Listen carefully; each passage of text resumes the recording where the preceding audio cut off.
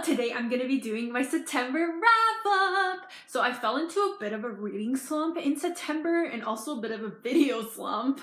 So I only read 3 books and I managed to watch 6 movies and I binge watched all of season 4 of Supergirl. Let's get started. So the first book I finished in September was Hunting Prince Dracula by Carrie Maniscalco. So this is book 2 of the Stalking Jack the Ripper series. I was so excited to read this book because I loved Stalking Jack the Ripper.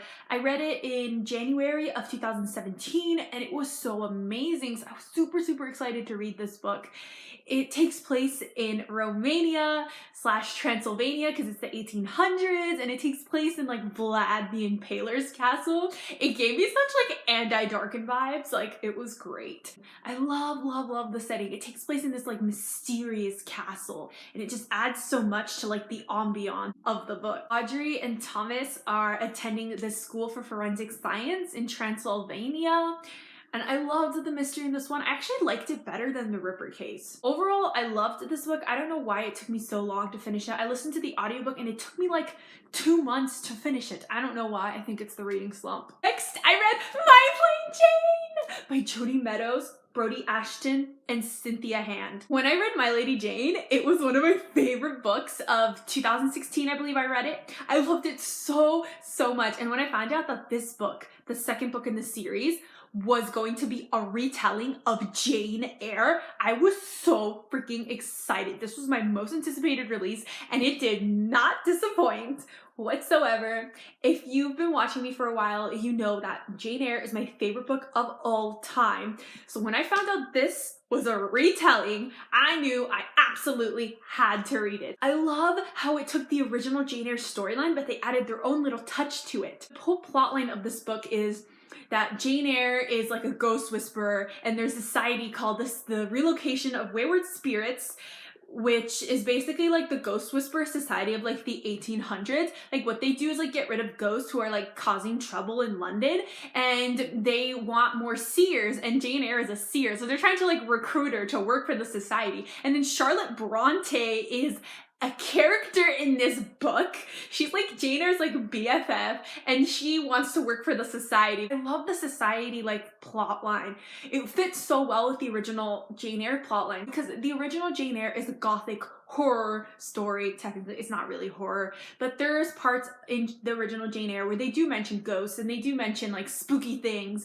And I also just love how they just took the original Jane Eyre story elements and just made fun of them in this book. Jane Eyre goes to work for Rochester and then Charlotte comes with the society and is like, you have to work for the society. And Jane Eyre's like, no, I'm in love with Rochester. I could never leave him. And there's like direct quotes from like the Jane Eyre book. And then Charlotte is like, Jane Eyre has never met a man and she's never been in love and all of a sudden she's in love. Okay.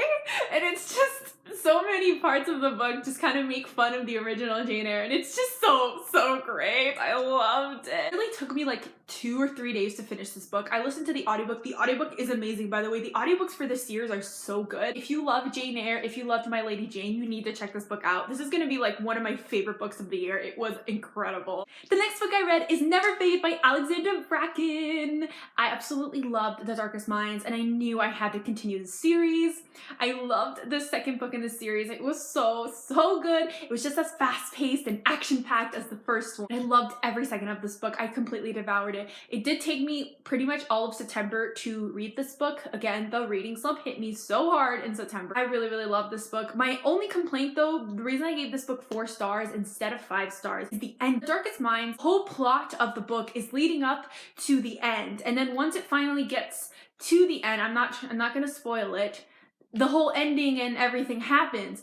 But with this book, it's not really building up to the ending. Like it starts off there in the Children's League. There's that plot line and all that. Then there's a different plot line that starts. And then there's another plot line that starts. And the whole book is just kind of like all over the place. Yes, I really enjoyed this book, but the plot, like I feel like it was not as concise as the first book in the series. And the ending just kind of happened. Somebody is like, this is happening, you gotta go. But other than that, I did really enjoy this book and I'm really looking forward to reading the last book in the series, In the Afterlife. I already checked it out from the library. I'm so excited to dive into it. That's all the books I read in September. Now I'm gonna move on to movies. So the first movie I watched in September was the remake of Jumanji. So I missed this in the theater, sadly, but since I grew up watching this movie, the cast looked amazing. I knew I had to watch it. It was playing on the TV, so I watched it and I loved it. Honestly, the cast was the selling point for this movie. Karen Gillan from Doctor Who and Guardians of the Galaxy, The Rock, Dwayne Johnson, Kevin Hart, Jack Black, Nick Jonas. Remakes of popular movies tend to suck, but this one I really loved. I think the best part of this movie was the humor. Like, the humor was really spot on. I really loved Jumanji. It was so much fun to watch. The CGI was really good. The cast was amazing. I had a great time, and I'm so glad that I ended up watching it even though I missed it in the theater. Next, I watched the Studio Ghibli film, Mary and the Witch's Flower. Studio Ghibli films are really popular, but for me, they're very hit or miss. So when I was little, I watched Spirited Away, and I was like traumatized and like scarred for life. The pigs, oh my god, the pigs. Ugh. I watched Kiki's Delivery Service and I really loved it. I didn't know what to expect going into this movie, knowing my track record of Studio Ghibli films, but I'm happy to say that I did really love this one. I don't know what it is about the whole like Little Witch storyline that Japan really likes, like Kiki's Delivery Service, Little Witch Academia, and then this movie, but I really liked it. I love the plot of this movie. It was really interesting and unique, and I was really invested in it from start to finish. And also the animation was absolutely incredible. When she was walking around in the forest or in the garden, animation of the grass and the trees was so beautiful. It seriously looked like a Monet painting. Overall, I really enjoyed this film, and if you like Studio Ghibli films, definitely check this one out. Next, I finally watched another Bollywood movie. So I'm a huge fan of Bollywood. I watched so many Bollywood movies growing up, and this past year I've been trying to watch more Bollywood movies because I haven't watched them in a while. Finally decided to watch Queen.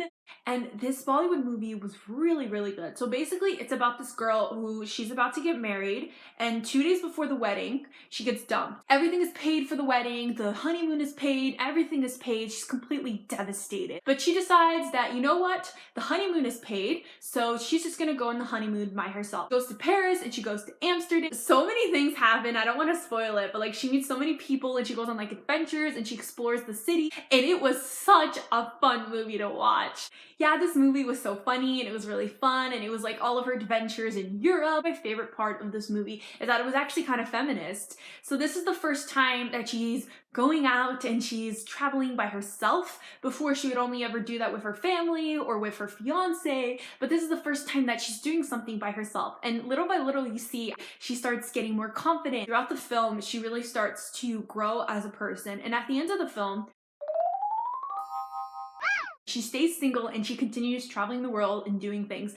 And I really loved that. I feel like the whole message of the movie is that like you don't need a guy to go on amazing adventures with, and you don't need to be in a relationship to be happy. You can be perfectly happy on your own. It's one of my favorite Bollywood movies I've ever seen, and I've seen a lot. Definitely watch this movie if you like Bollywood movies. It was such a fun time watching it. Next, I finally watched the Booktube movie adaptation of Nick and Nora's Infinite Playlist. I listened to the audiobook a few years ago. I don't know why I never got around to watching the movie. I finally watched it and I really loved it. It's been a while since I read the book, so I'm not sure if it was super accurate. I do think they changed a few things. From what I remember, I think it got the heart of the book. I really loved it. I think it was a really well done movie, which isn't always the case with YA book to movie adaptations. It was shot really well. I really enjoyed the movie, and I think they did a great job. I definitely recommend it. If you read the book, you loved it, definitely check the movie out. The last movie I watched in September was Tangled! AMC Theaters was doing this event where they were showing Disney princess movies in the theaters, and when I found out that they were showing Tangled, I had to go see it, and I did, and it was so much fun. So I never got to see Tangled in the movie theater when it came out. I missed it. I love Tangled. It's one of my favorite Disney movies. It has honestly some of my favorite Disney songs ever. See the Light is one of my favorite Disney songs like ever. I love Have a Dream, When Will My Life Begin. This movie is just the epitome of Disney amazing fantasticness, and it was great. I had such a great time watching it, and I think they're still showing some Disney princess movies. If they're showing anyone near you, definitely go watch it. It's a great experience watching Disney movies on the big screen. So last but not least, TV shows! I only watched one TV show, but I binge watched all of Supergirl season 4. and this was the longest season, but it was amazing. I love how Supergirl just keeps getting better and better each season. This season was definitely one of the best seasons I've seen. It was also really intense and really serious and dark. I think they did such a great job. I really love how the threat of this season, I'm not going to spoil, part of it was Kryptonian, but it was also part Earth. It really blended both worlds, the Earth and Krypton, together. I got to learn so much about Krypton in this season. I really enjoyed it. I had such a great time binge watching season 4, and season 5 of Supergirl just started. I have not started watching it yet, but I'm super excited to get back into Supergirl. I cannot wait to see what it has to offer. That's all for this video. I hope you enjoyed. Comment down below what was your favorite movie or book you read in September. For me, it was for sure My Plain Jane, and I also absolutely loved binge watching Supergirl. Comment yours down below, and also, did we have any of the same things? Did we read or watch anything of the same? Tell me that down below. The social media links are all down below. My Twitter, my Bookstagram, my Goodreads. Arrivederci!